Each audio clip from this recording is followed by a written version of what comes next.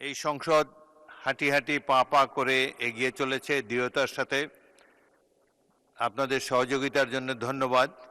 দু একটি বিষয় আপনাদের জ্ঞাতার্থে অত্যন্ত বিনয়ের সাথে পেশ করতে চাই। এই সংসদ জাতির আশা আকাঙ্ক্ষার প্রতীক। এই সংসদ সকল রাজনৈতিক এবং সামাজিক কর্মকাণ্ডের প্রাণকেন্দ্র হয়ে উঠুক, এটি আমরা সবাই চাই। একটি জাতীয় সংসদ এগিয়ে যেতে পারে তার ডিগনিটি বজায় রেখে, মর্যাদা বজায় রেখে, যেটি নির্ভর করে আইন কানুন, প্রচলিত বিধিবিধান এবং রেওয়াজের উপরে। কিছু কিছু ব্যত্যয় আমি দুঃখের সাথে লক্ষ্য করেছি, ভেবেছি এটা বোধহয় কমে যাবে। তার দু একটি অত্যন্ত বিনীতভাবে আপনাদের সামনে উপস্থাপন করতে চাই। সংসদ গ্যালারিতে কেউ আপনাদের পরিচিত জন বা অন্য পরিচিত কেউ থাকলে তাকে উদ্দেশ্য করে কোনো বক্তব্য রাখা যায় না, এটাই সংসদের রেওয়াজ।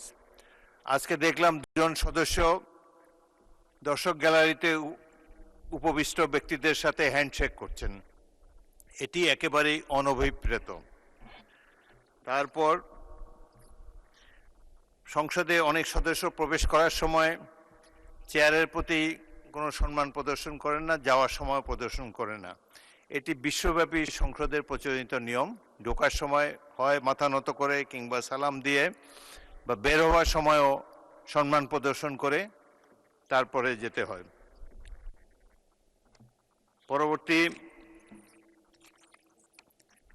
স্পিকার এবং বক্তা যখন সংসদ চলে, এই মধ্যবর্তী অঞ্চল দিয়ে ক্রস করাটা সঠিক নয়, কিন্তু এটি আমি হামেশা লক্ষ্য করতে পারছি।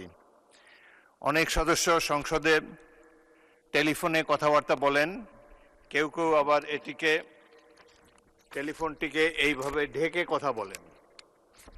টেলিফোনে বাক্যালাপ সংসদে করার কোনো রেওয়াজ নাই।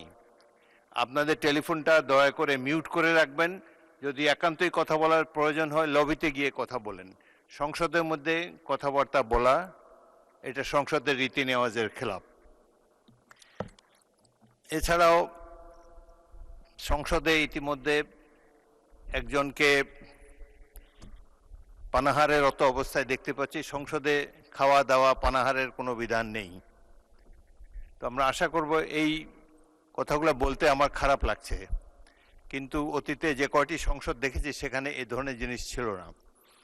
তো আমাদেরকে এই সংসদের ট্র্যাডিশন বজায় রাখা আমাদের সকলেরই কর্তব্য। সংসদের মর্যাদা ক্ষুণ্ণ হয় এ ধরনের কোনো কিছু করা আমাদের পক্ষে অনুচিত। পয়েন্ট অফ অর্ডার অনেকেই রেজ করতে চান।